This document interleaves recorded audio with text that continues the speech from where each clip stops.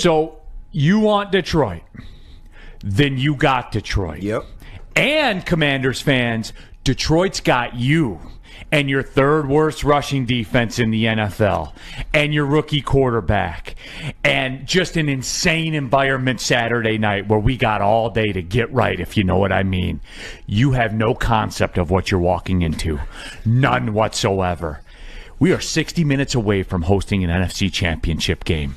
And if you thought that I was going to roll in here today and just be calm about that and say, let it play out and stuff like that, I will not. And this, we can just record and run back tomorrow and Wednesday and Thursday. And then Friday, I'll be even more extra about it. We are 60 minutes away from hosting the NFC championship game here in Detroit to go to the Super Bowl. We are 60 minutes from. You think that you're going to walk in here and stop that from happening? Stand on business, Neil. Stand on business. And your awful defense and your rookie quarterback, you think you're going to stop that? Ain't no way. The rookie.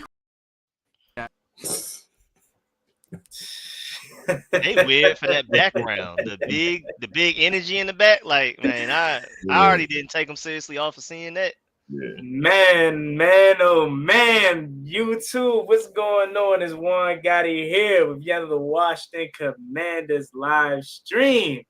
And I had to go out and run it back again with two of the Commanders Kings. My guy Ed Oliver, who's home free. My guy Rico from Street Scores, running it back again. How y'all doing? I appreciate y'all for stopping by. Oh, thank you for having me, man. We're doing good for sure. Another playoff game, man. Can't wait. So you can't feel bad about winning a playoff game, man. You know what I'm saying? And Ed free, so we feeling real good now, man. Yes, sir. I'm a free man. Welcome back. First day out, man. First day out. Second day out. Second day out. Yeah.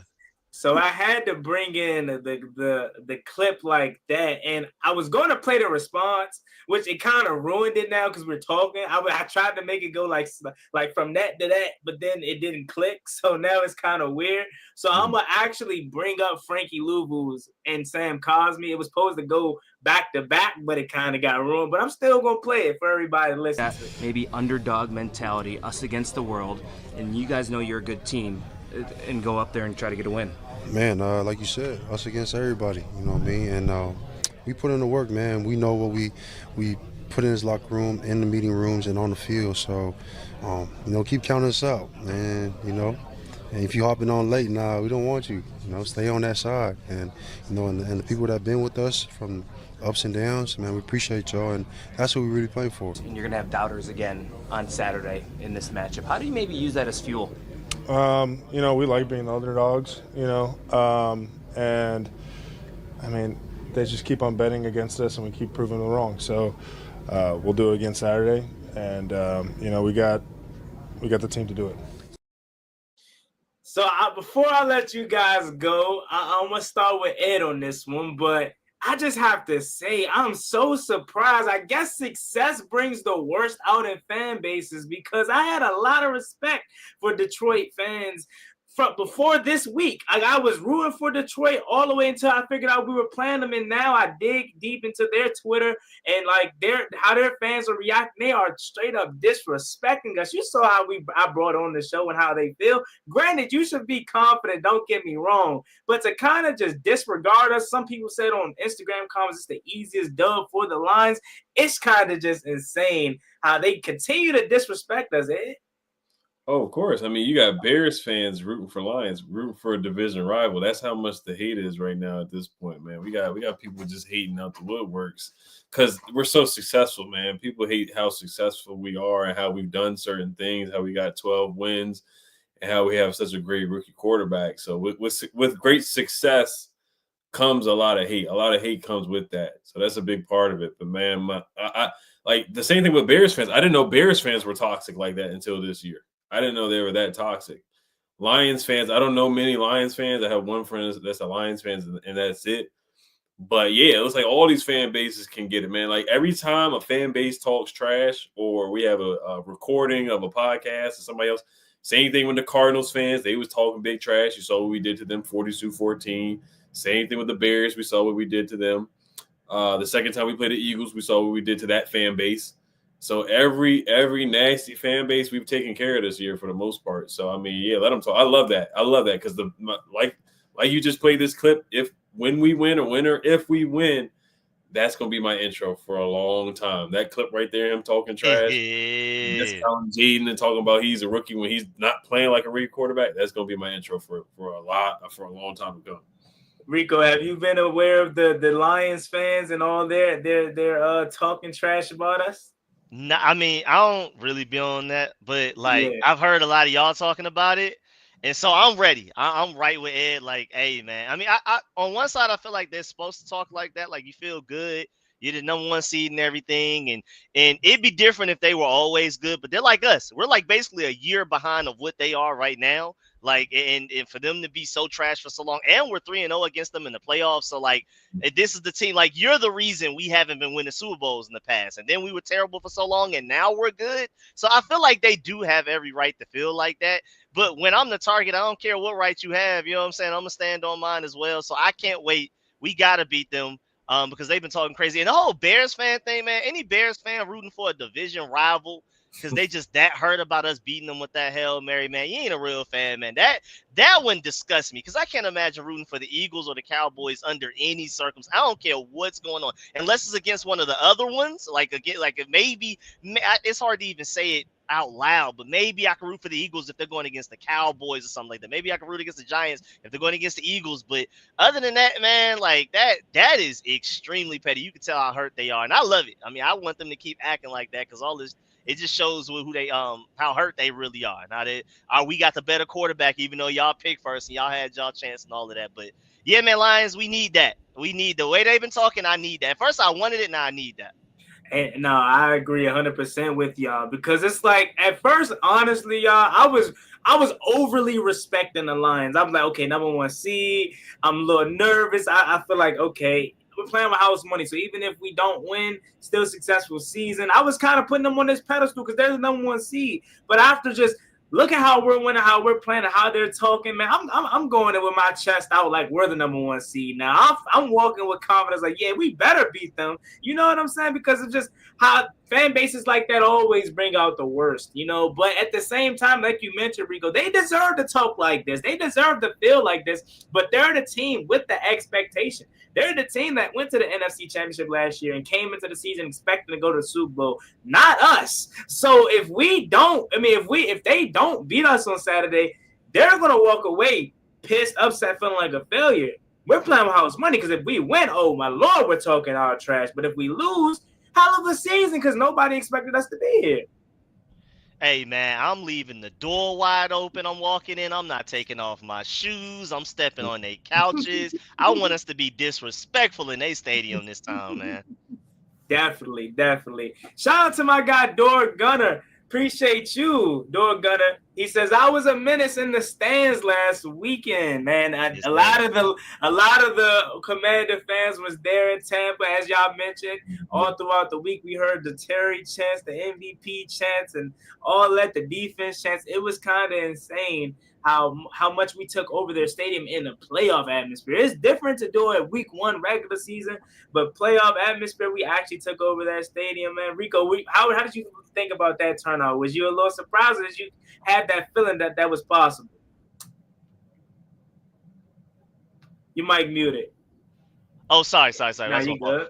I was a little surprised, but I always felt like this fan base was like, it's just a sleeping giant. They're just waiting for Dan Snyder to sell the team. We're waiting to have a quarterback that we can believe in, a team that we can believe in. And then suddenly everybody's going to come out of nowhere. People that, were literally boycotting the team, refusing to watch the games until Dan Snyder sold the team. So I knew that like our fan base was way deeper than what it probably seemed. I mean, again, I'm out in Atlanta. I see Commanders stuff, Redskins logos on cars and stuff all of the time. Like it's pretty unavoidable.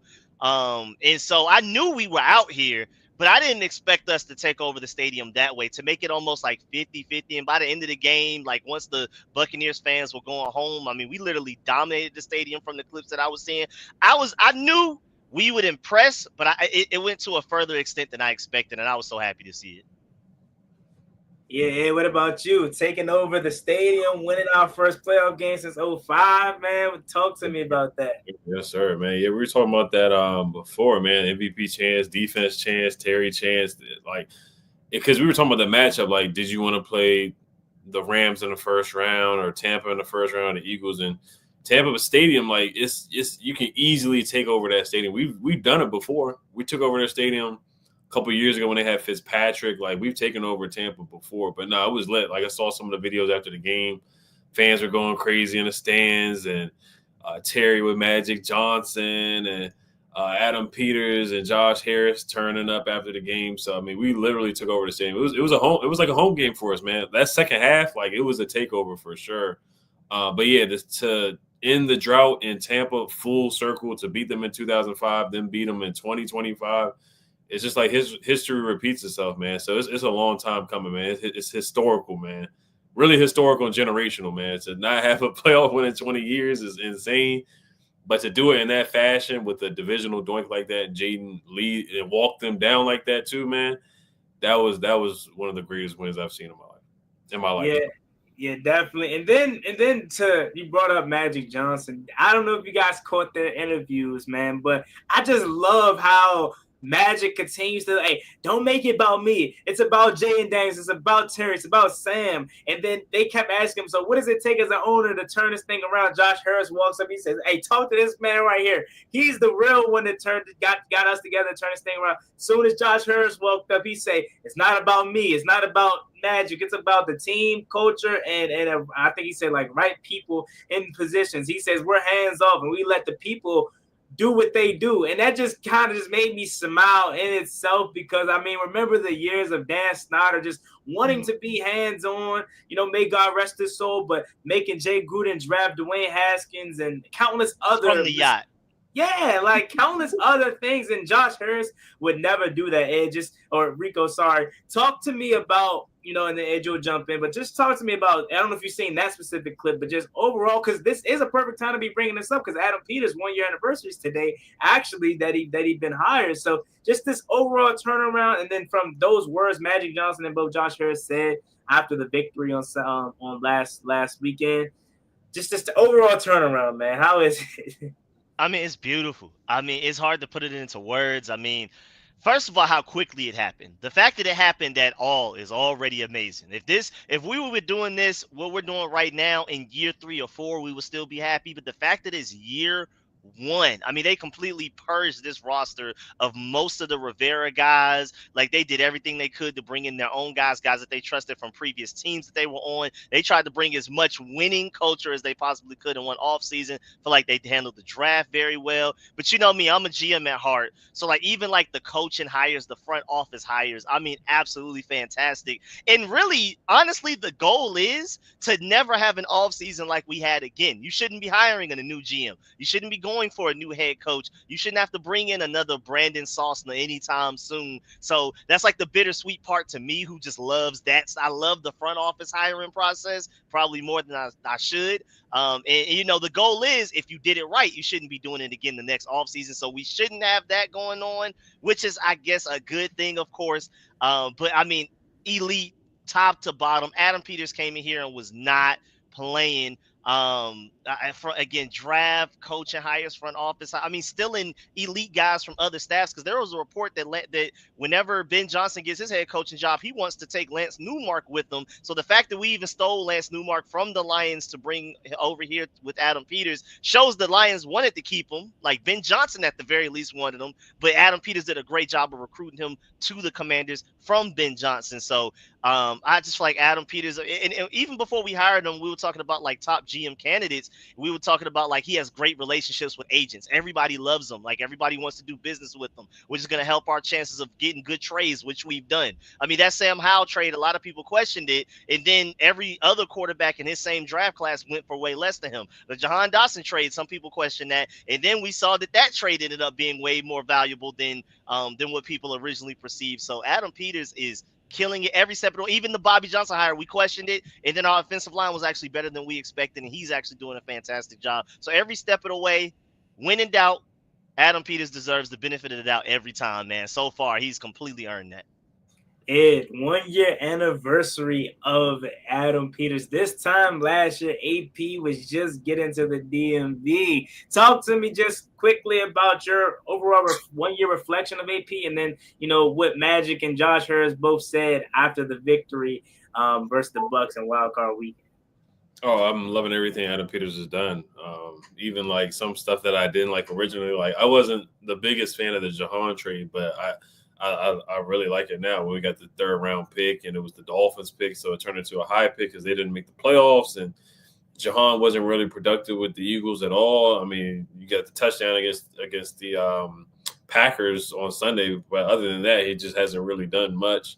You see Diami Brown stepping up and playing better.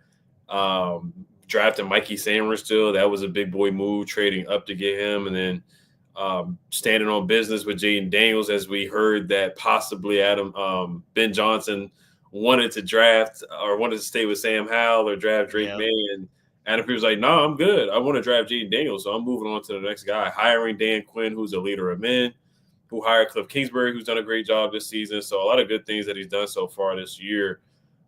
For sure. I mean, so Adam Peters just making big moves.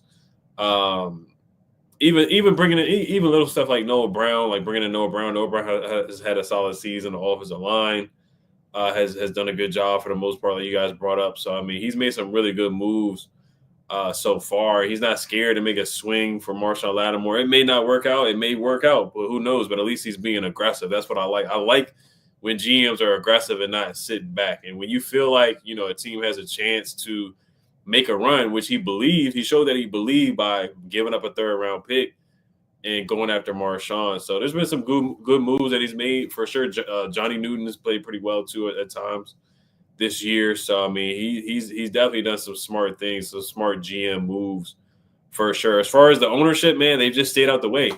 They stay out the way. They don't meddle. They don't try to say, hey, trade for this guy, draft this guy. Like, they just stay out the way. Josh Harris is a cool guy. He's a guy that you can go to a bar with, get a couple drinks in. He may give you like a little weird handshake like he did in the preseason and whatnot last year. But, he's a cool guy, man. That's what we need, an owner, somebody who's going to stay out the way and just be like another guy, like another just cool football fan. And that's the vibes we get with Josh Harris for sure. Magic Johnson's Magic Johnson. So you already know what you're going to get from him, Mitchell Rails, and those guys. They just been a breath of fresh air, man. A breath of fresh air. That's what we need, man. So they're doing everything right. They've done everything right so far, except for some of the food prices and the ticket prices going up. But that's expected. When you have a good team, it just comes with it. Yeah, definitely, man. And when we get that new stadium, you can only imagine that to be that much more expensive. But hey, it's worth the price of admission if we're winning. It's no longer that hurtful when you don't gotta watch your team get blown out, man. So definitely, man. 1 year ago today, we hired Adam Peters, and again, I don't think anyone could have predicted this quick of a turnaround, but now we're at the point where we're now a destination where teams are going to want, or players are going to want to come here. Adam Peters can try to finesse different kind of trades with different teams or free agents who are going to want to now be here. I saw a report that Jair Alexander may not want to return to Green Bay or may not return to Green Bay. And then someone commented and said, hey, could you see a secondary with Marshon Lattimore and Jair Alexander? Then I started to say, hey, you know what? In the comment or in the past, nah, because no one will want to come here, right? But now you look at Marshon Lattimore, his contract, he only costing us $600K this season. You know what I'm saying? And then Jay Alexander may want to come here. You never know, and you could very well see Washington build a super team in a sense, man. That would kind of be insane. Base Merlin says, Ed, you got your channel back. Yep. Ed is back. He's out here. He's free. Not on parole, not on house arrest, right? And we good, we fully out, right? Yeah, Akon, I'm out, man. I'm not locked up anymore. Shout out to Akon.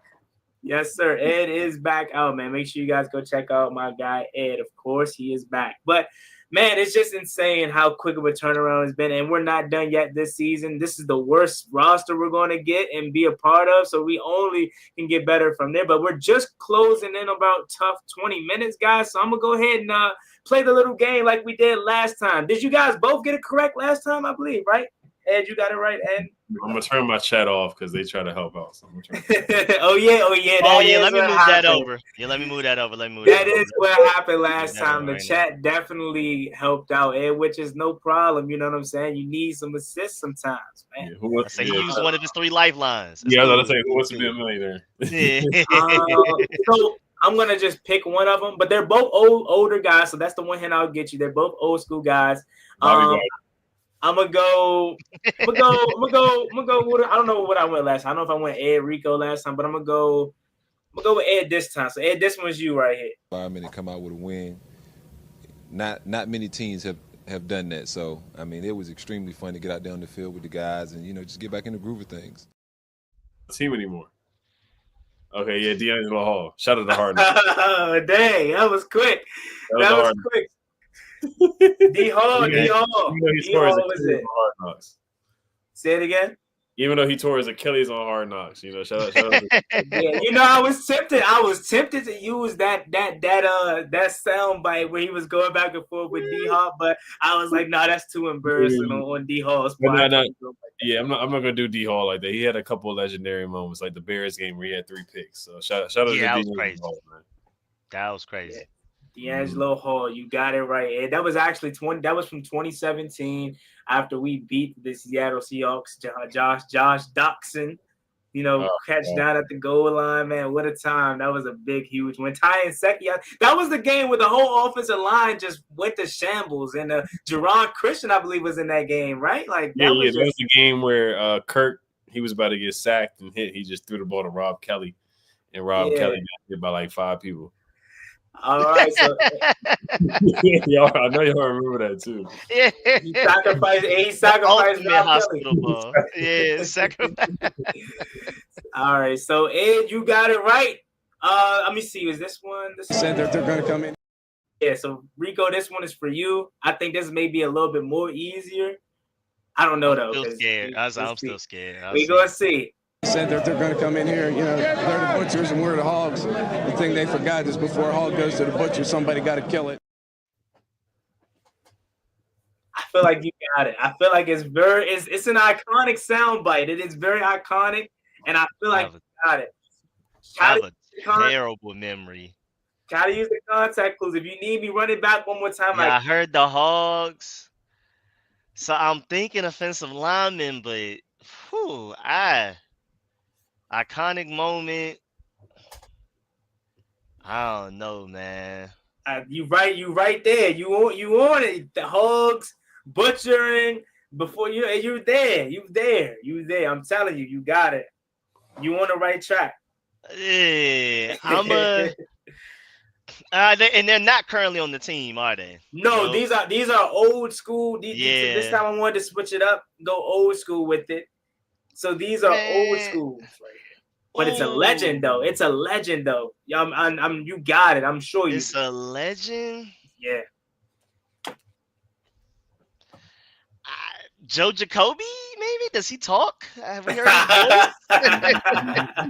voice? So I understand it being a little bit challenging, definitely. So it was Russ Grimm. I thought it was going to be a little bit easy, but I didn't think that. Yeah, if I would have used like Daryl Green or somebody, but like an offensive lineman that really doesn't talk, I kind of can see that can set you up. But I tried to use like an iconic moment that I thought would kind of get some great context. I appreciate it. But it's just my terrible memory. That's on me. Hey, you good. Look, I don't expect you to necessarily remember all the offensive linemen, but next time we do it, I'm gonna make it a little bit more easy so you can go ahead and get it. But Russ Grimm is who it was. Ed, do you think you would have got that one? I was gonna say like Rigo or somebody like that. That's what I was gonna say. So I would have got that wrong. All right. So that's the little game that we're playing that we always play now. Anytime I have a live stream or a video, let's go ahead and get to this Detroit game.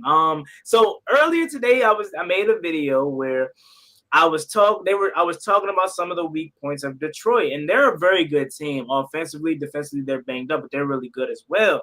And one of the key things that stands out that caused those guys troubles is something that we are very strong at. That is mobile quarterbacks. I know everyone is saying it, but when you actually do the homework and deep dive and look at the film of these guys going up against Kyler Murray and Anthony Richardson and Josh Allen, you guys remember that game?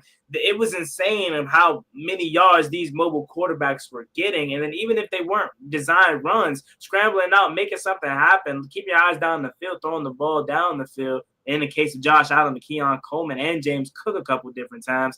It talks to me about how that plays into the favor of Washington this weekend.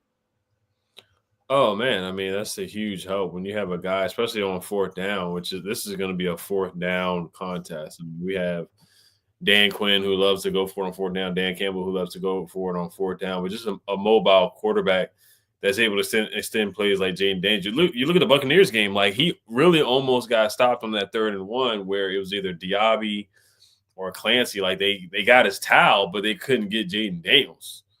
And he ran for that first down on 3rd and 1. And like I said, it's going to be huge for fourth down opportunities. Like you brought up, they struggled against Josh Allen. There's a stat that I saw. So, yeah, their rush defense versus scrambling quarterbacks, they gave up 6.2 yards per carry, which is 31st in the NFL. I saw that on the NFL preview, and they talked about that with Jaden, how much the Lions defense has struggled against scrambling quarterbacks or mobile dual threat quarterbacks. So that it's going to be tough for them, man. They have a lot of injuries, and their defense really hasn't been that great the last couple of games, like you guys brought up too. They gave up 45 to the Bills. Brock Purdy was putting up big numbers on them against the Lions on Monday Night Football a couple of weeks ago. So they've given up a lot of points. Yes, they did a good job against Sam Darnold, but Sam Darnold, look at him. He saw ghosts Monday night. He just hasn't been the same the last couple of weeks, and he kind of came back down to earth. And Jaden really at this point is the better quarterback than Sam Darnold. So you just look at some of the numbers from the Lions, man. Their defense hasn't really been the same, and that's because of a lot of injuries. They gave up 34 to San Fran. They gave up 48 to the Bills. They gave up 31 to Green Bay. They gave up 20 points to Caleb Williams and the Bears, and they actually really almost lost to the Bears. They really should have lost to the Bears on Thanksgiving, but the coaching was so bad in Chicago. So I know they beat up on a lot of teams like the terrible Jaguars and who else they beat up on, like the Tennessee Titans, who we beat up on too. But there's some games where they really did give up a lot of points. They beat up on the Cowboys, who were trash this year too. They put up 47-9 against the Cowboys, and they lost to the Buccaneers, who we beat this year as well. But yeah, that's going to be a tough, because everybody's like, oh, we're going to struggle to stop them. But man, they got to stop Jaden too, man. And I don't think they can do it. Also, another number that I have here for their pass defense. Since week 13, Detroit has allowed the most pass yards per attempt, the highest pass. They've given up the highest passer rating as well, and the 3rd most passing yards per game, and the 5th most passing touchdowns. So like everybody hypes up their defense. Aaron Glenn's done a great job, but at the same time, their defense has given up a lot of yards and a lot of points over the last couple of weeks. You look at the numbers, you look at the games, and all that stuff, it backs it up. So I feel like Jaden should be able to move the ball through the air and with his legs as well. Yeah, definitely. It's going to be very fun to watch. He says, Ed might swerve and bend that corner. Whoa. That song is taking the internet by storm. For the first time I heard it, I kind of said, man, get that out of my ear. But the more you listen to a song, it always turns good for some reason, man. I'm like, get this 05 stuff out of my ear. Now I love it. 05 Louisiana. Mania Fresh.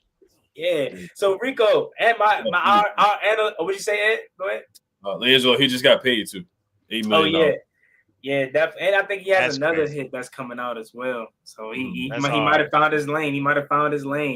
But Rico, our analytical guy, man, you know what I'm saying? Talk to me how you feel Washington, especially more specifically Jaden Daniels and his offense, can take advantage of, Detroit's biggest struggle, which is stopping mobile quarterbacks. And obviously, we can't go without saying their health on this defensive side, or really overall team-wise at this point of their season. I mean, yeah, without Aiden Hutchinson, imagine how differently we feel about this game. Aiden Hutchinson was still healthy. He was on pace to like probably break the NFL sack record before he got hurt. It was crazy. But Ed already brought up a lot of great points. I mean, I can add to the fact that the Lions defense, just since week 12, this is kind of like a snapshot of what they've been lately. They're 23rd in overall EPA per play and 23rd in rush defense EPA per play. They've been great against the run generally over the course of an entire season, but specifically since week 12, they've been a little weaker there.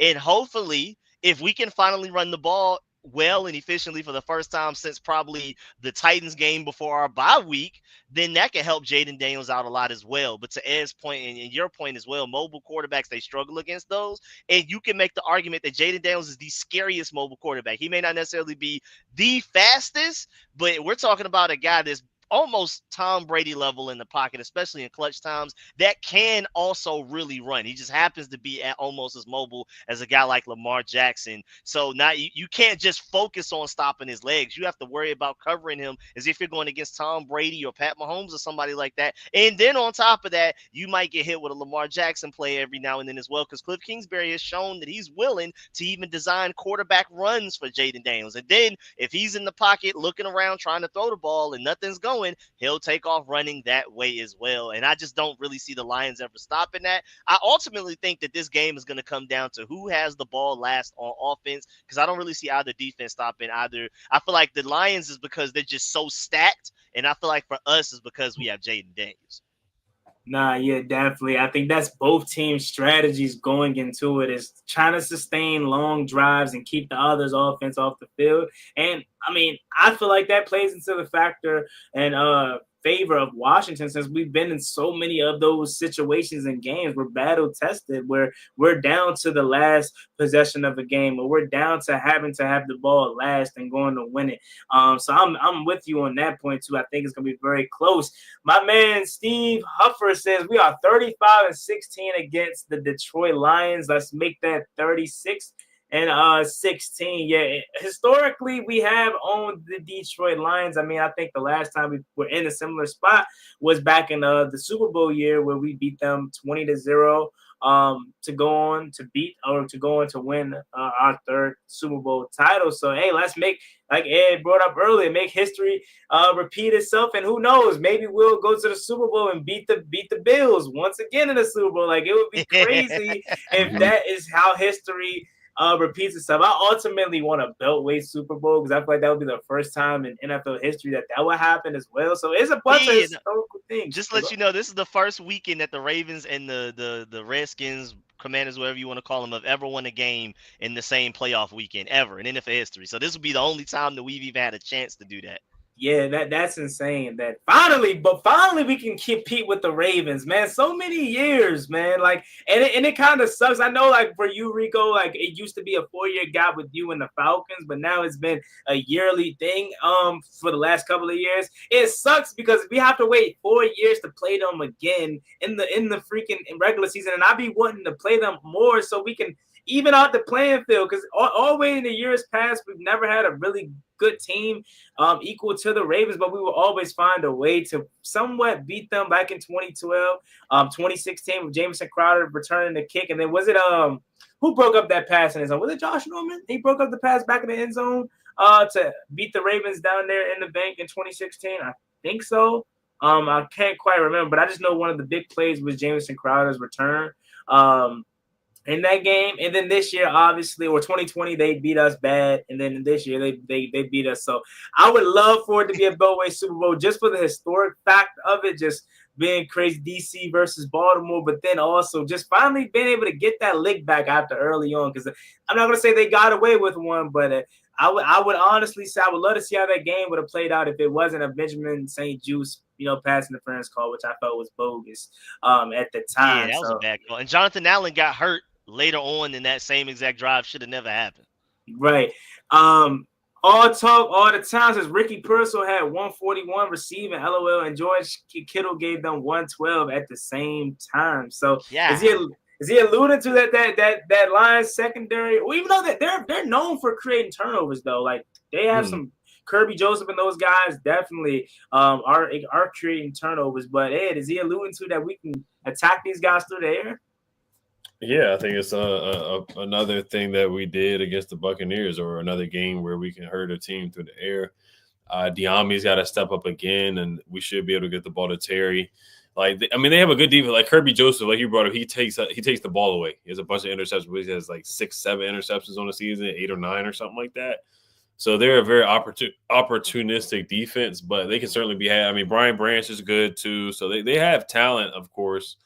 But like I brought up earlier, you can throw the ball on them. Like teams that Brock Purdy, like he brought up, Josh Allen, Caleb on Thanksgiving, the Packers put up 31 points on the Lions. So you can score on the Lions. Just their offense can put up a lot of points too. Terrion Arnold is a rookie, so he's a guy that they should definitely look at the target. Like if you see him guarding Terry, you got to go after him. You got to attack him early and often. They do have. And they got a lot of injuries. Like Carlton Davis was a starting corner for them, so he's hurt. He's done for the season. So they have some backups in there that are going to have to go up against our guys. So I feel like Jameson Crowder's got to step up too. And Zach Ertz too, man. I mean, if George Kittle was able to get 100-something yards, Zach Ertz should at least be able to give you 40 yards and move the chains for you. So I think another big game from Terry. Somebody said Kirby Joseph is a dirty player. Yeah, they got to be able to protect themselves too. Sometimes you can't really protect yourself from those hits, but definitely be aware of Kirby Joseph out there for sure. Yeah, man, those are some very, very good points that you brought up, especially about the injury bug. Carlton Davis being out. A guy that scared me, a lot too is Aleem McNeil. I don't think he's gonna be in this game as well. He was a dog in the middle. No Aiden Hutchinson as well, man. So Rico, with all these injuries, especially along their defensive line, do you get the kind of feeling that the Washington offensive line, even though it hasn't been the best, as of late, do you get a sense of feel that we should be fine, at least in the pass protection game? I don't know if we're going to be able to open up run holes or running lanes for Brian Robinson and company, but at least from the pass protection standpoint, Jaden Daniels should have all day. Yeah, I mean, because against non-elite defensive lines, our offensive line has looked good. I mean, I remember like halfway through the season, we were like, okay, statistically, this offensive line is looking like a top 5 unit. And then we just ran into this run of Eagles defensive line. Of course, we had to play them twice. Cowboys, and they sent in Micah Parsons up the middle, more specifically against Michael Dieter. We've had injuries at times as well. We've had to go against, and we handled the Titans defensive line pretty well, even though they're a top defensive line in the NFL as well. We had to go against the Saints defensive line. Like, we've gone against some really good defensive lines like these last few weeks, really outside of like the Falcons. The Falcons is the only defensive line that concerned me where like they weren't an elite defensive line, and yet our offensive line struggled against them. But other than that, our offensive line typically does well against non-elite ones. And once they lost Aiden Hutchinson, even though they do still have Zadarius Smith and guys like that, I think they'll be all right. I think they may surprise some people. I wouldn't be surprised if our run game, even if it doesn't look how it looked against the Titans, it will look better than what it's looked the past like 5 weeks where we just can't get anything going outside of Jaden Daniels using his legs. Definitely. I do feel like that this is a game, even though the running game hasn't been better, and Ed, I'm going to let you take this one away. Given the fact that the run game may still be a little non-existent, they can be a little bit better, especially with, getting out in space and stuff like that with Eck. And I would love to see more Jeremy McNichols. If we're not going to call up Chris Rodriguez, I'm with you, Ed, 100%. Like, I'm not saying bench Brian Robinson, but he hasn't been playing well to the point where it shouldn't be Chris Rodriguez called up. I think we should run a running back by committee, use all 4 of them. If Chris Rodriguez comes in, he gets you, a good drive of 5, consistent 5, 6, 7. Let him go out there for the next drive until he doesn't give you what you're looking for. I see no reason why he shouldn't be caught up as well, Ed. But I brought up the point. We all brought up the point that they can't really contain mobile quarterbacks. So I have this funny feeling that this is the game we've been all waiting for, Jaden Daniels to kind of have this RG3-esque game. Now, granted, he's already had a game where he ran for triple digits, but I'm talking about a 68, 70-yard run to the house.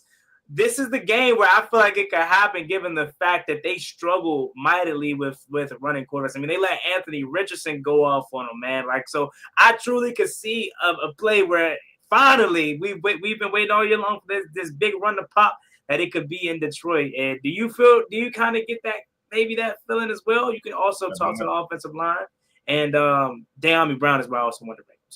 Yeah, no, I can see it. I mean, we had some glimpses. I think the Panthers game was the game it was supposed to happen, but he got injured on that big run, that 40-yard something run. But no, I could definitely see this happening. I could see this happening for sure. I could see him break out for a long 25, 30-yard run in the dome, just running and scoring a big touchdown. Man, I could definitely see that against the Lions because they do struggle against scrambling quarterbacks.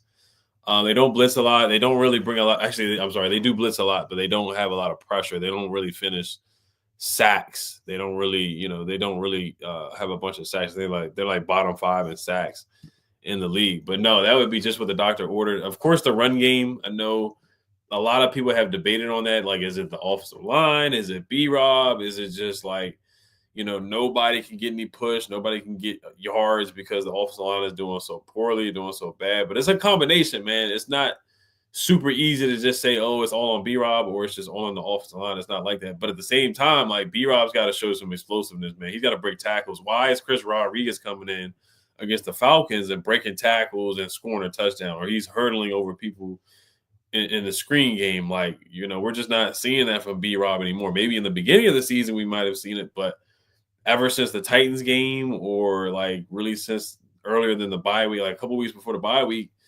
B-Rob just looks kind of burnt out, man. He doesn't look like the same guy. So you got to put Chris Rodriguez in there or Jeremy McNichols. One of those guys got to get carries, man, because he's just not playing the same. It looks like he's got cement feet out there.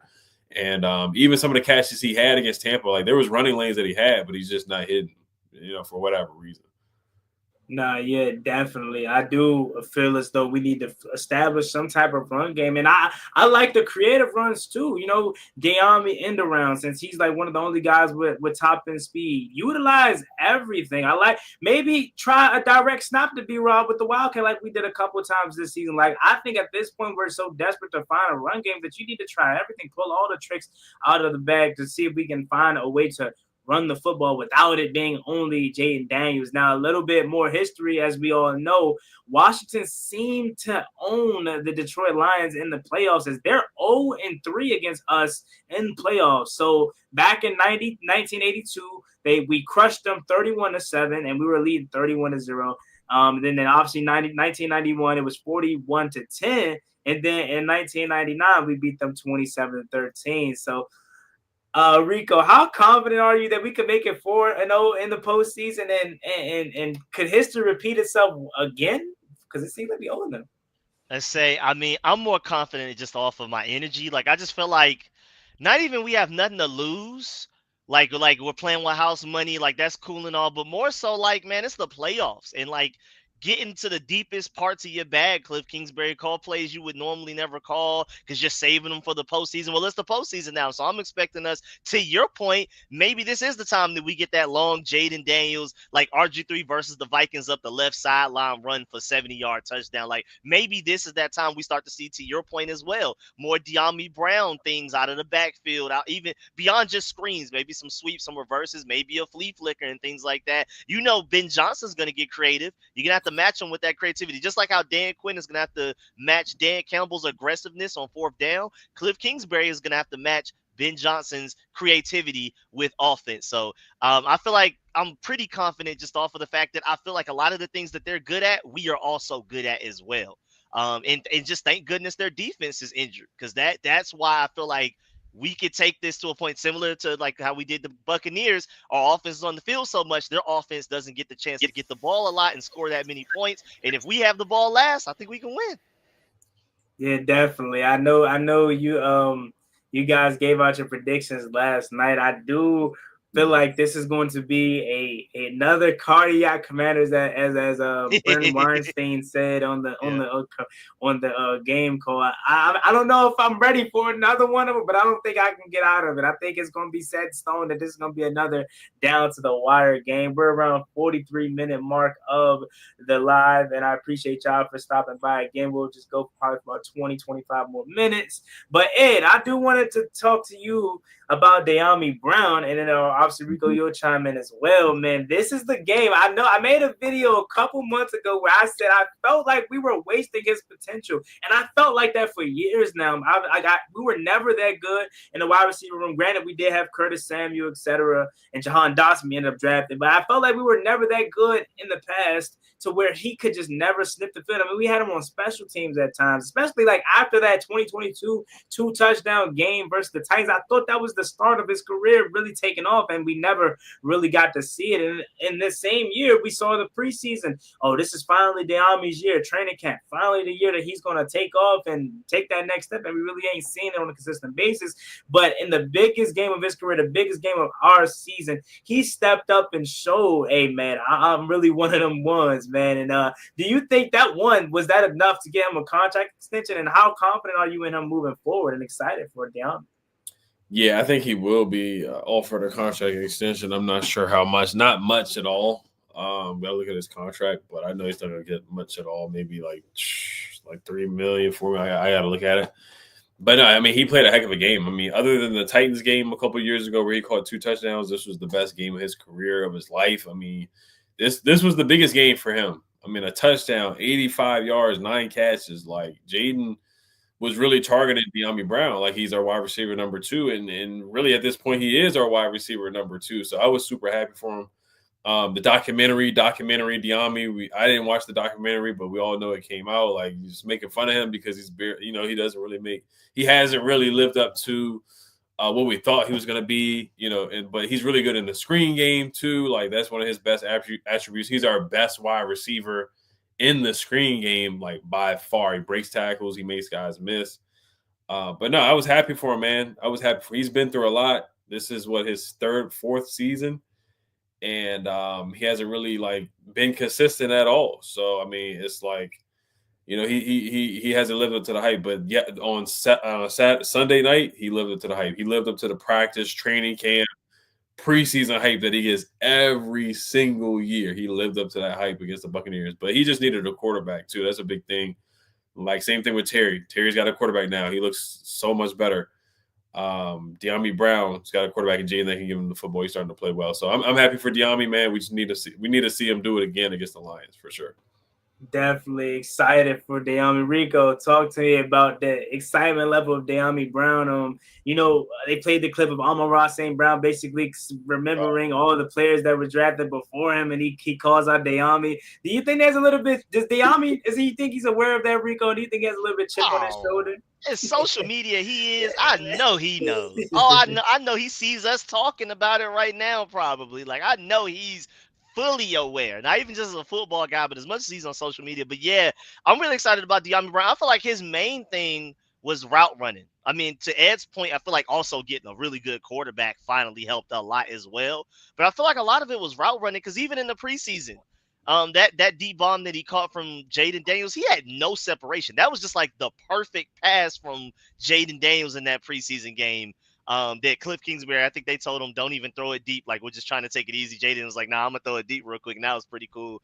But like, even then, he didn't get much separation. Now in this Buccaneers game, he's open over the middle. Now, granted, Cliff Kingsbury play design helped a lot with that, but like, he's getting open on routes other than just the 9 route now, and his ability to get open underneath is opening things up for him over the top, because they have to respect the underneath as well. They have to actually consider the fact that he may do a comeback or a slant or something like that. So now that he's diversified his route tree, it's gonna allow him to do the things that he really wants to do, which is beat people deep more often. And then now that he's heavily involved in the screen game and things like that, he has nice utility there. He's a guy that you don't really have to take him off the field, because he's one of our better run blocking wide receivers. He's great in the screen game. He can get open intermediate and deep down the field. I don't really see a situation where Diami Brown, I mean, of course, ideally you still go and get like a wide receiver 2 in the free agency, but Diami Brown should have heavy consideration for wide receiver 3 and definitely get re-signed long term here,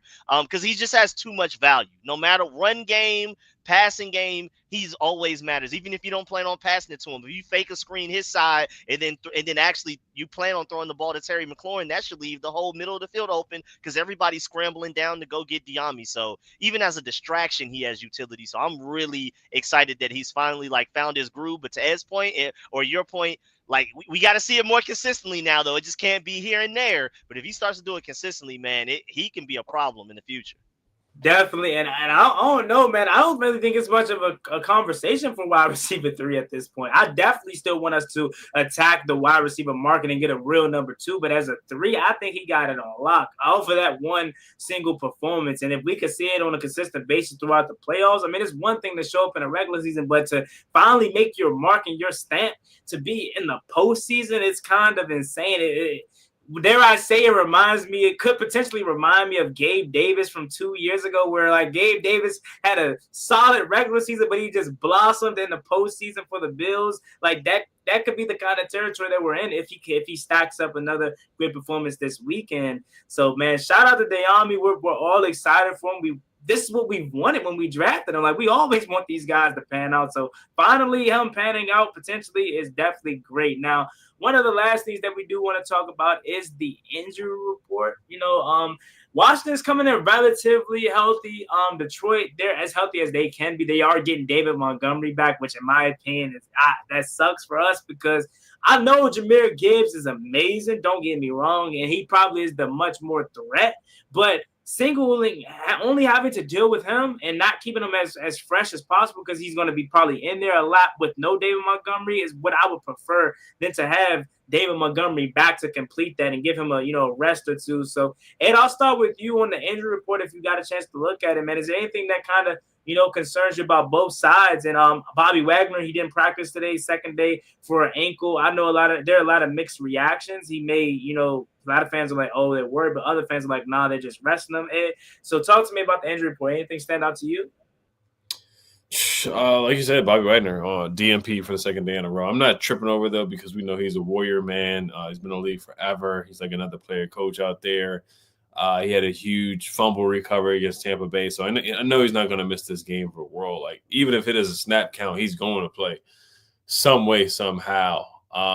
Looking at other people, looking at the Lions side of things, Kevin Zeitler did not participate for the second day in a row. So I know they have a good backup. They have a couple good backups on the offensive line, but he's their left guard. So he's really, really important to that team, clearly. And John Allen and Deron Payne, if they can take advantage of a backup being in there, then that would be huge for sure. So Kevin Zeitler did not participate, and Taylor Decker had the day off too for the Lions, but I heard it's because him and his wife have a child on the way. But for us, man, we're doing pretty good. Like Marshon was a full participant, man. We haven't seen Marshon Lattimore be a full participant for like 2 days in a row in a long time, other than last week, for a long time. So we had a lot of full participants, and other really than Bobby, I think it looked pretty good. And the Lions, it looked like for the most part they're starting to get a little healthy too, with David Montgomery coming back, of course. Pat O'Connor, he did not participate, so he's a defensive lineman for them. He probably will be out, and they got another corner that probably is going to be out, man. So, like I said, I would definitely keep an eye on Kevin Zeitler and see what's going on with him. Yeah, definitely. Rico, anything you wanted to add about that? I mean, I completely agree. Ed hit on everything. I mean, the Bobby Wagner situation, the only thing I could really add is that I don't know if y'all saw the play that it happened, but it was just like unnecessary friendly fire. I forgot it was one of the defensive linemen, like Jalen Hopes or something like that. Like Bobby Wagner already had I think it was Bucky Irvin tackled, like wrapped up, holding them in the air. And then the defensive lineman went to go low for some odd reason and then completely just took out Bobby Wagner. That's the reason he got hurt. The reason, I mean, to Ed's point, first of all, Bobby Wagner's not missing this game for anything, but also Bobby Wagner ended up, I believe, finishing the game. And of course he was hobbled a little bit, but he finished, and I'm assuming that, another week of resting, he should be at least relatively good to go. I mean, and on top of that, he's not necessarily relying on his athleticism this year. He's not what he used to be athletically. So I feel like he can still be very effective even while hobbled. So I'm not too worried about that. Jamison Crowder is just, I hope he's good to go. I really want him to be back there returning. He's been big for us on third downs, really, except for the Buccaneers game. He's been big for us on third downs and helped us out a lot. But I mean, I think his was just rest as well. So I think he's good. They say hamstring, but I know a lot of the veterans just got rest and they were just, taking a day off. Zane Gonzalez, I mean, that was interesting, but it looks like he should be good to go. They brought us some kickers and like a punter just to test them out. And then Marshon Lattimore, to Ed's point, I mean, getting a full week of practice. Joe Wood Jr. just said earlier today that he feels like Marshon Lattimore's had a bad couple of games because every time he's gone against one of these big receivers like A.J. Brown or Mike Evans, one of these top receivers in the NFL, he barely got the practice leading up to that game. This time he'll have more than a week to get ready. And I think that should bode well for Marshon because he looked rusty. It looks like his hamstring will still bother him a little bit, but it looks like he should be good to go. So maybe we'll see the best of Marshon Lattimore, but I mean, either way, whether it's voodoo or good luck, every time Marshon Lattimore stepped on the field for us this year, we haven't lost. So we're 3-0 with him on the field, no matter how poorly he's played. So, hey, I'm glad that he's at least able to suit up. And maybe he brought some of that New Orleans voodoo with him, huh? Yep. That'd be great if that's the case. Like he steps out there and he's undefeated. We're undefeated regardless of if he plays good or not. So again, Ed, you can pick up actually on that. You talk about Marshon Lattimore. How do you feel about it? Because I made a video about it, even though people didn't watch the video, like they just went off the title. He got cooked by Mike Evans. Like I'm a real fan. Like I call it how it is. Like as much as I want to just make excuses for him, he got cooked. We didn't expect that. I said that, but I also in the video was kind of like telling fans to chill out because people on Twitter were calling him Marshawn St. Juiced and pretty much giving up on him already. And I was like, you really can't judge him until next season. So, Ed, where are you at with Marshawn? Do you feel like he'll be much better this week? And are you confident in his ability to get back to old Marshawn Lattimore? Honestly, I don't think he's going to get much better this week. The only thing is that Amon Ra is 6 feet tall and Jameson Williams is like 6'1" instead of Mike Evans being 6'5". That's who he had to go up against. More physical receivers. Amon Ra St. Brown, it certainly is physical, but he's not as physical as Mike Evans. So he's going to have to keep his cool again this game and not get ejected or anything like that. And people are talking about, who should they match up with, Jameson Williams or Amon Ra and Tim Patrick, like who should match up with those guys. So it's going to be tough. But no, I mean, Marshon, it's a chronic hamstring. Those are super, super tricky. You just never know. Is it disappointing that he hasn't played in a lot of games? Because we made the trade for him after the Giants game, and that was November 5th when the trade deadline happened. He's only played in really 1.5 games so far, and then he got hurt again against the Eagles. So can Marshon stay healthy is the biggest question mark. And then the penalties too, like some of them have been ticky-tacky. The one against the Buccaneers, that was pass interference, but some of the A.J. Brown penalties were definitely questionable. So he's got to be careful with his hands too. But yeah, like I said, I would give Marshon some time, man. I would give him some time, see what happens on Saturday night, and then also see what happens next season. So for all the fans panicking, we have him under contract for another year. Yeah, definitely. I'm excited for this game, fellas. I genuinely was nervous a couple weeks ago, or even for that matter, right before the Bucs game, but after the Lions fans talking crazy and just the sense of confidence that we have, I feel really good and confident about this game. Any last takeaways and predictions if you want to go out there, Rico? I'll start with you on the prediction and last final words. Or if you want to talk about Jahmyr Gibbs and David Montgomery, how we can potentially slow them down too, because that's a duo. That's really what scares me more than their wide receiving core, because their receiving core is really, really good. But their running back game, double the two, Sonic and Knuckles, that scares me. So you can kind of just take us away with those 1 or 2. First of all, too, I did want to add that we actually have Marshon Lattimore for 2 more years, too. His contract doesn't end until after the 2026 season. Thank goodness. But yeah, man, I mean, that running back duo, what do they call themselves? What is it? Sonic and Knuckles or whatever, man. Yeah, that's my biggest concern as well. And I honestly don't really know like a definitive strategy against that. Like, I feel like do your best to suppress it, but I don't think you can necessarily stop it. If they do stop it, we win the game. Like that's it. That would literally do it for them.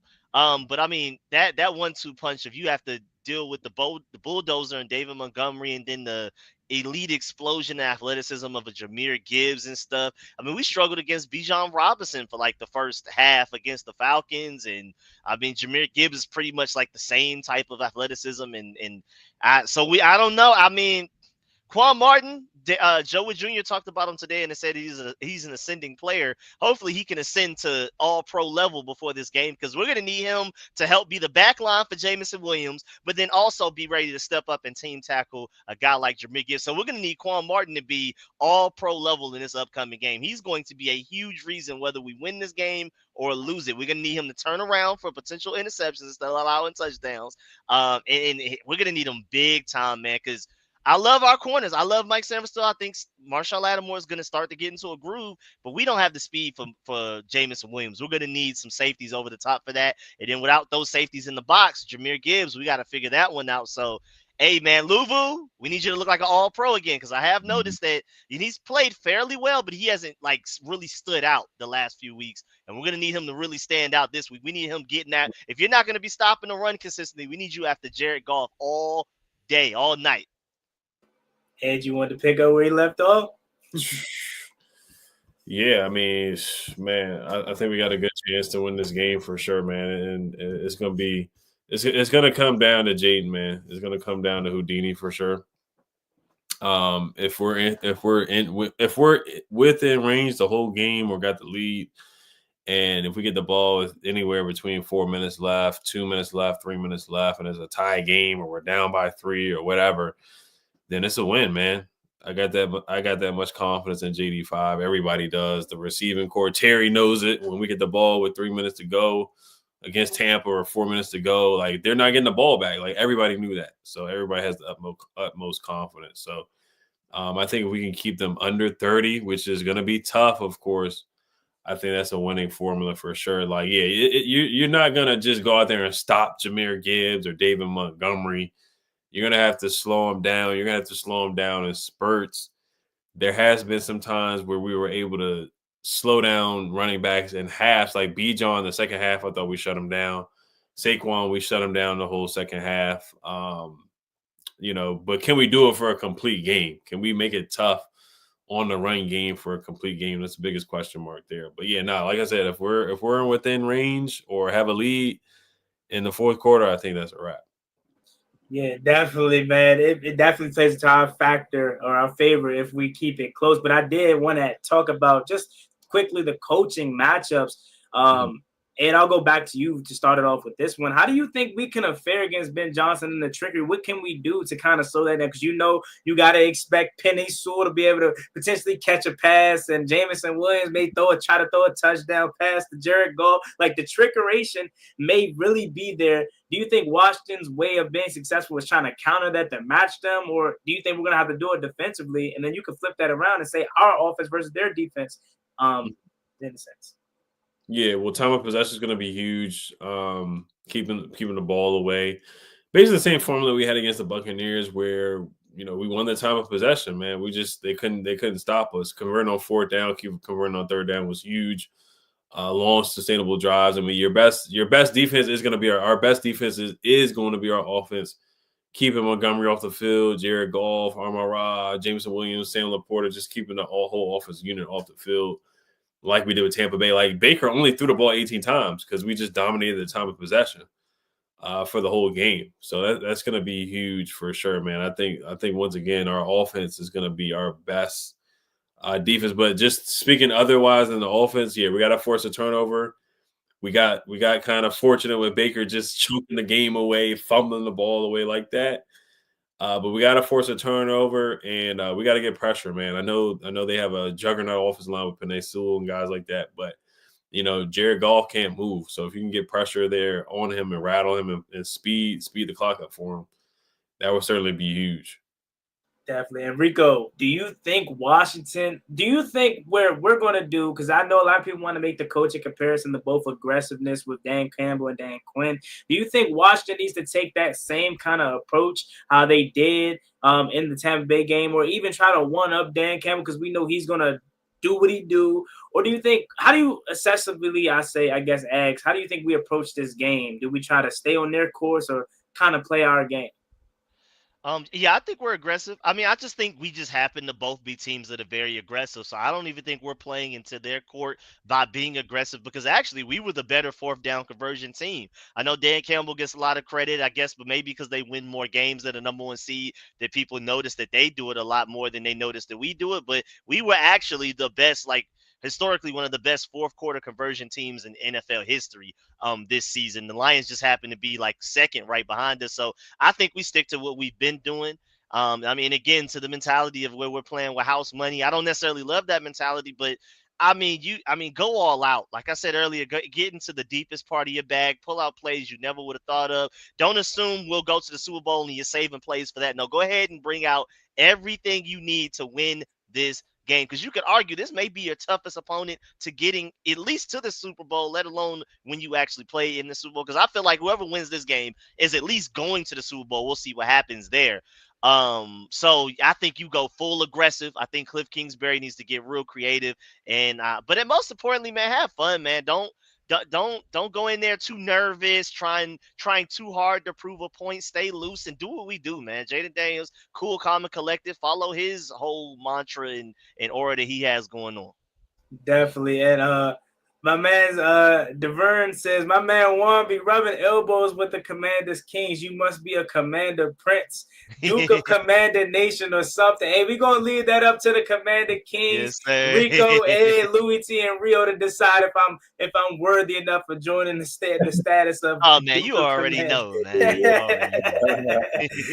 Yeah, man. Shout out to you for that comment. But yeah, I do want to get a little bit predictions. We can wrap it up since you already alluded to the point of whoever wins goes to the Super Bowl. I was going to ask predictions for our game when I'll start. I think we win on a Jake Bates missed field goal. Now he's been really good this season, so I know that may sound shocking, but I think Cardiac Commanders lives up to the name again, and somehow we win.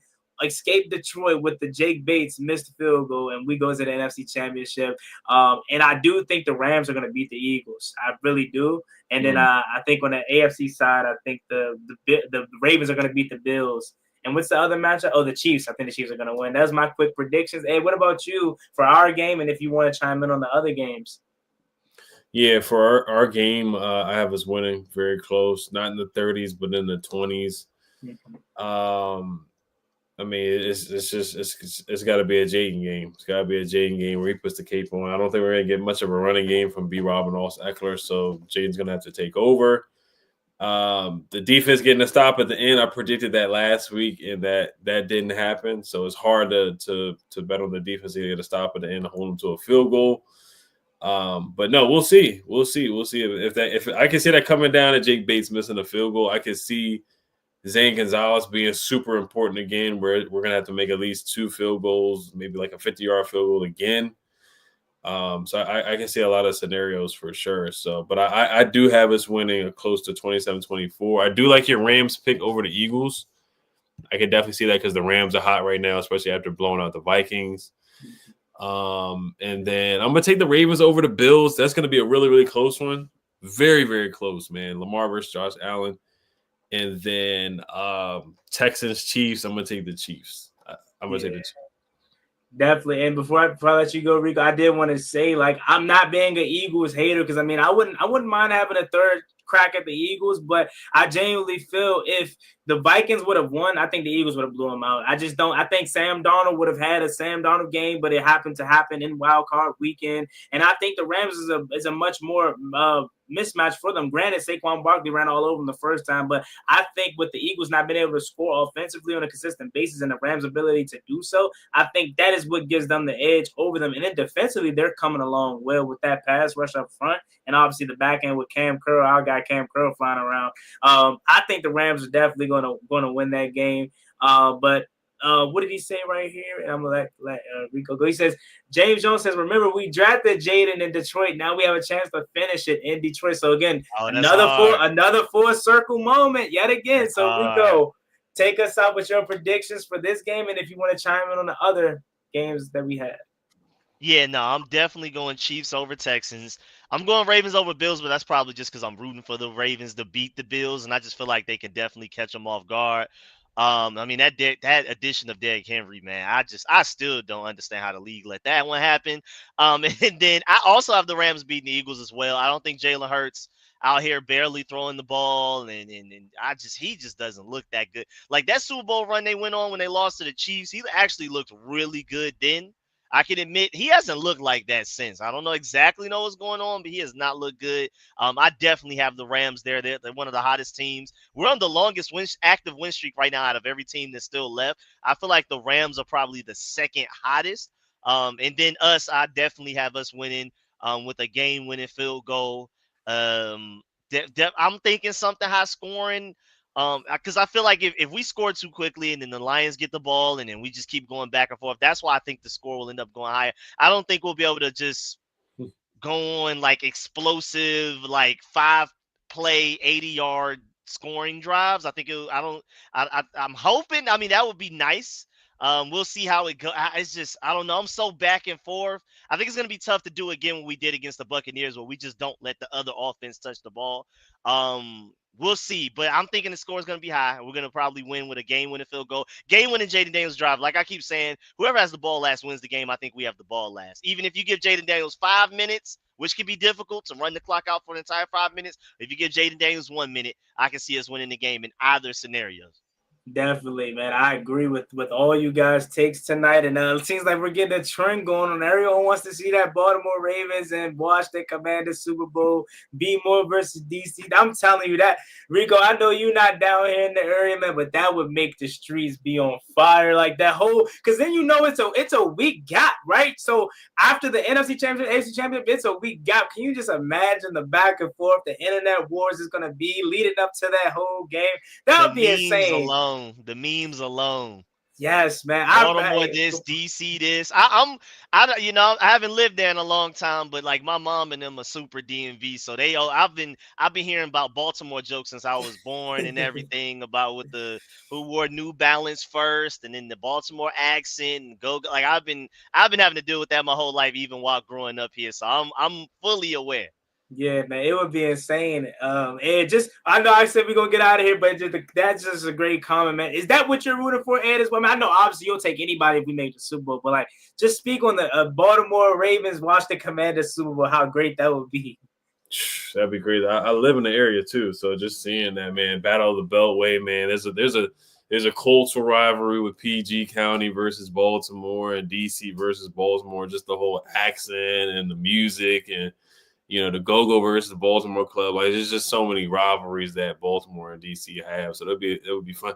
And just to get back to the football field, like to have two super dual threat quarterbacks that Lamar has really developed as a passer over the years. Jaden is super advanced as a passer. So it's not even just about them being athletic and being mobile. Like, they both are good passers, man. They're really great passers of the football, and they're going to be faces of the league for years and years and years. Lamar's a face of the league. Jaden's starting to become a face of the league, or already is one of the faces of the league. You look at the Sunday Night Football ratings against the Falcons, the Sunday Night Football ratings against the Buccaneers. Like, both these guys are box office, must-see, must-watch TV quarterbacks. So to have that Baltimore versus Commanders 95 Battle of the Beltway in the Super Bowl would just be insane. Like, it's like it's going to be in New Orleans, but like, man, you would have to find a way. Like, it would be crazy if the game actually was like in the DMV or Maryland. That would be insane. That would be insane. And then, I'm sorry, but like, that's another full circle moment. I just realized, like, Jaden Daniels potentially going back to New Orleans again with LSU. And then obviously early on, he says, I'm rooting for a 91 Super Bowl. That's another full circle moment, man. So it just, I don't know, y'all. It seems like this where we belong, man. That would be the blackest Super Bowl possible, of the black quarterback versus black quarterback, and it's in New Orleans. That would be insane. Right. That's insane, man. But, man, what a time to be alive for the Washington Commanders. It is January 15th, not September 15th, but January 15th, and your Washington Commanders are still playing football. I had to go once again to get two of the heavy hitters, Commander Kings, represent my guy Ed Oliver, Rico from Street Score, stopping by to chop it up. Any final words you got for the people out there before we end the show? Man, just yeah, man. It's surreal that we're in the second round, man, playing good football like this, and we got a franchise quarterback vote. Yeah, Juan, man. Make sure you guys sub up Juan, like all that, hit the notification bell, man. Juan has a heck of a channel. Make sure you guys check out the morning sessions that he's got going on right now, man. He's just got a lot of good things going on. He's cooking stuff up, man. Thank you so much, Ed. I appreciate that. And yeah, man, I'm going in this game confident. I don't care what it is. I don't care what logic says. I don't care what the X's and O's say, man. We got Jaden, man, and they don't. It's that at the end of the day, man. So I'm ready. And then yeah, man, I don't care what Juan says, man. He the hardest one working out here doing this. So man, if y'all rock with me, you gotta rock with Juan. That's off top. That's why I'm always pulling up whenever he needs me and things like that. I'm not just doing that just to do it. I really rock with Juan. So if you rock with me, you gotta be rocking with Juan. Make sure y'all subscribe and all of that. And yeah, man, let me know every time, man. After we beat Detroit, let's run this back next week. Hey, I appreciate that, but I gotta Magic Johnson that right back over to you for hardest working, man, because you be putting in that work, man. So thank y'all for stopping by and supporting. I really do appreciate it. And yeah, man, hopefully we doing this again, talking about the NFC Championship. But quickly last time. But Ed, give me your quick matter rating for Jaden Daniels. I'm talking, I was gonna be modest, but after this year, man, I'm thinking he gotta come out 93 overall or something. 93. Yeah, no, I'm with that. I'm with 93. It definitely got to be in the 90s. Nothing less than 90 overall for sure. Rico, you want to say something quickly on that? Yeah, I'm literally looking it up. All right, so Lamar 99, Josh Allen 98, Pat Mahomes 97, Joe Burrow 95, and then it's a big jump off, Jared Goff 88. You got to give Jaden at least 94, man. Above Jared Goff. I mean, I love Jared Goff and what he's doing in that offense, but Jaden, Lions fans know if Jaden, if you wouldn't switch, you would definitely switch quarterbacks with Jaden Daniels and Jared Goff right now. I don't care how much they like Jared Goff, they know they would prefer to have Jaden Daniels right now. So I think Jared Goff with that 88, I think you could probably put Jaden Daniels right above that. Give him like a 93, 94, like y'all said. Definitely. He say Ed ready to go. Hey, look, I'm gonna get him out of here right now. So shout out to y'all again for stopping by. And thank y'all for watching, man. They do not be playing with Ed. I'm sorry, man. I know. I'm telling you. I don't know what you be doing to make them think you just so done. Right. But thank y'all for stopping by, man. I appreciate it. And hopefully the Commanders get this victory for us and we do it yet again next week. But make sure you like, comment, subscribe to all channels. Link down below in the description. As Jay King said, I see Ed Oliver's good luck, fellas. All right, y'all. Y'all have a blessing. Stay safe. Be easy out there. Peace. Yes, sir. Yes, sir.